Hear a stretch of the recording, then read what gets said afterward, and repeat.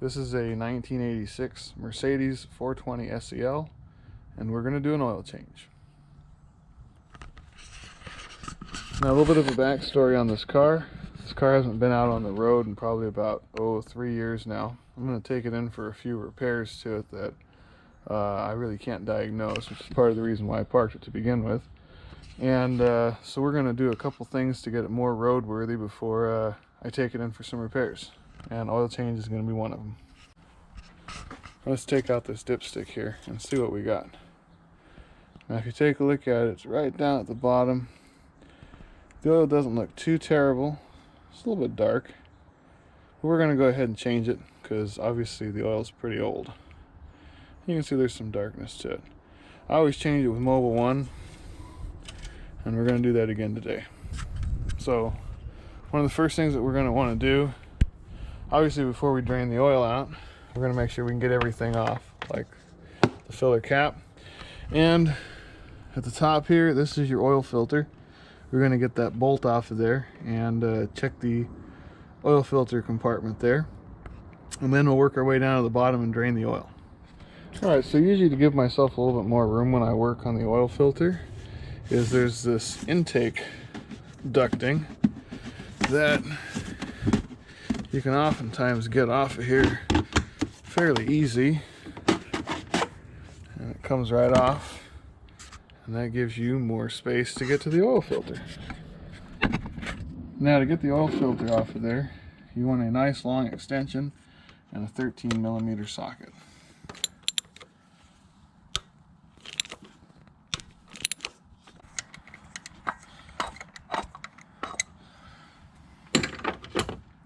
Okay, I think that's it for getting that cover off. Maybe a little bit more.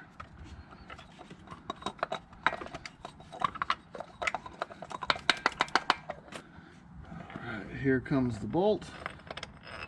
Let's get a towel at the ready, because it's going to make a mess. Okay, so we got the bolt out.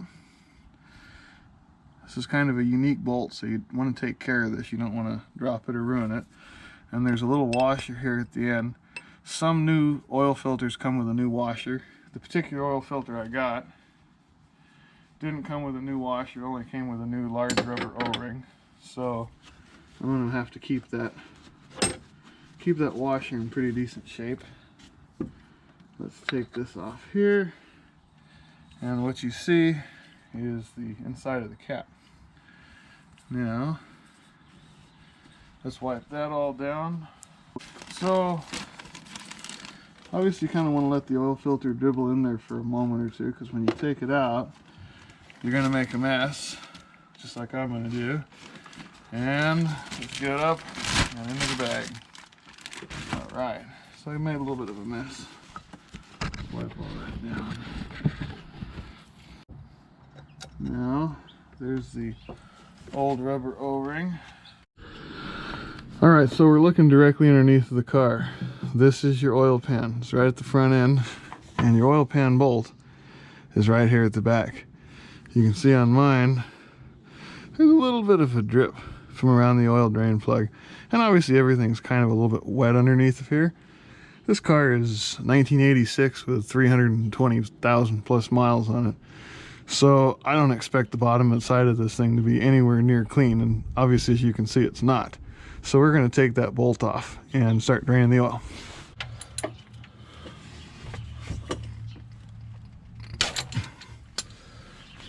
Cool. Got that broken loose. Now keep in mind this car's got more than your typical 6 quarts of oil. So you're going to want to keep an eye on the drain pan in case it gets a little bit too full.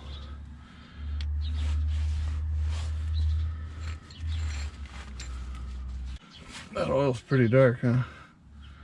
That's not too terrible. There's the drain plug. And there's a little copper looking washer. That's getting a little bit too full for comfort, so let me plug this back up. Oh boy. It's all over my hands.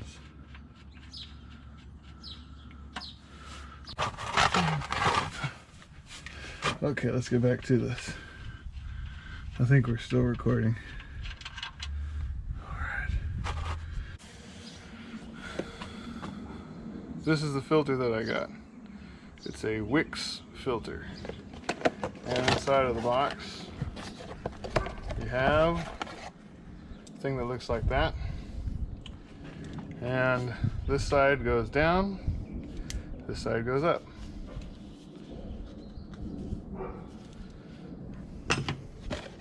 Then you also have the big O-ring that goes underneath of the cap.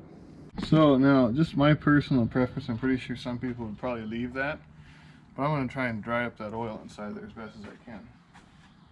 Some people might have better ways to do this. One of them is don't hit the camera. I'm just going to put some paper towels down in there, let it soak it up a little bit, and put them inside of the same oily trash bag as the filter.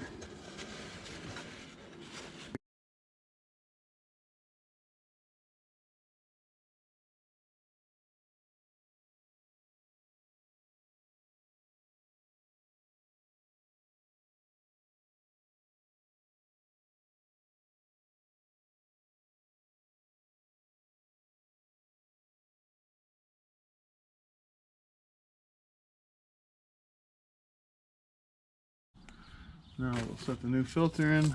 Obviously the big side, the whole side of the big hole goes over that. And then, okay, so now that everything's clean, put a little bit of oil on the O-ring and put the O-ring around here. Alright? That way it doesn't fall down inside of the container. Now I take the bolt, it's all nice and wiped down, and make sure that the little washer is still on there. Make sure all your mating surfaces are clean. So I wipe down the washer, I wipe down the flange on the bolt.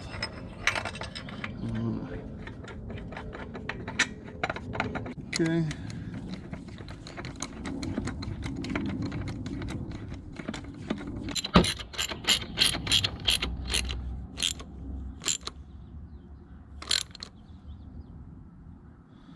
I just go on there snug.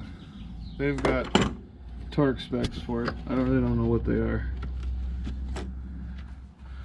But that's snug on there. Let's go back downstairs and put the wipe everything down, put the drain plug back in. Okay, so this is wiped down. We're also going to wipe down the mating surface here that the bolt would go to. I'm going to put the bolt in.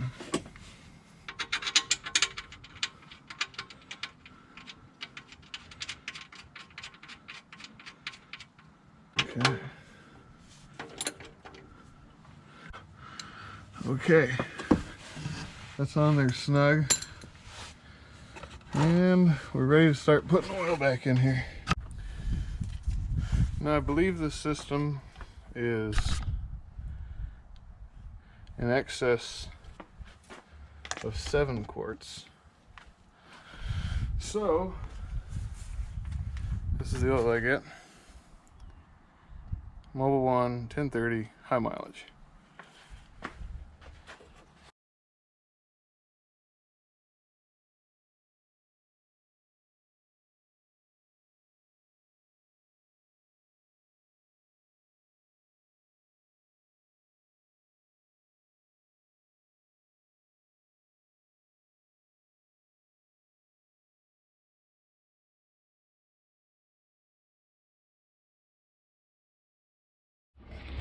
Okay, so a couple quick things to keep in mind before you fire this thing up.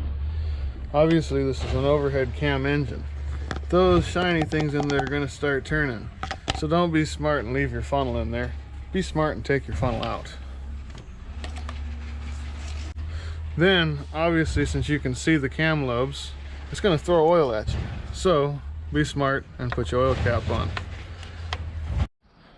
Now this is an overhead cam V8 with a timing chain.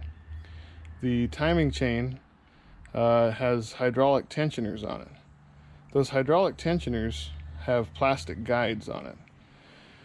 The hydraulic pressure behind those tensioners are created by oil pressure. So there's something that I'm going to show you how to do here in a moment to build that oil pressure before you start the engine. This is a must do.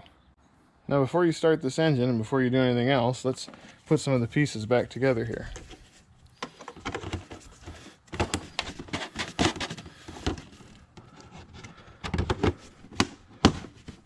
Okay, that's on. Let's clear the engine compartment. Alright, the thing that you want to do before you fire up this engine, obviously you check your oil level, make sure it's correct. There's the ignition control module here. There's this wire, green wire coming to it. Disconnect it. That right there, I believe, is your signal for your ignition. And then you go inside and I'll show you what to do. If you don't do this little thing, you might be able to get away with it for a few times. But then again, you might not. So do you really want to chance it? I would always recommend that you do this. That's your oil pressure gauge. Get in here with that plug disconnected and crank the engine over until you've built up oil pressure.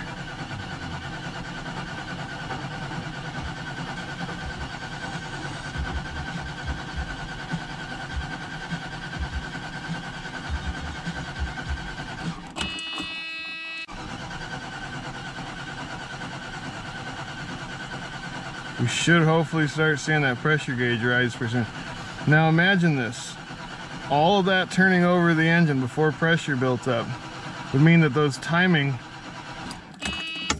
chain tensioners were not applying any tension to the chain at that time. Could you imagine running the engine at 750 or 850 RPMs, what kind of damage that could do if the timing chain slapped around and broke one of those tensioners? Now, you come back out here and you reconnect that. And there she goes, she fires right up. Obviously mine's got a couple small issues with it that need to be addressed, but that's to be addressed at a later date and time. That's how to do an oil change on a Mercedes 420 SEL.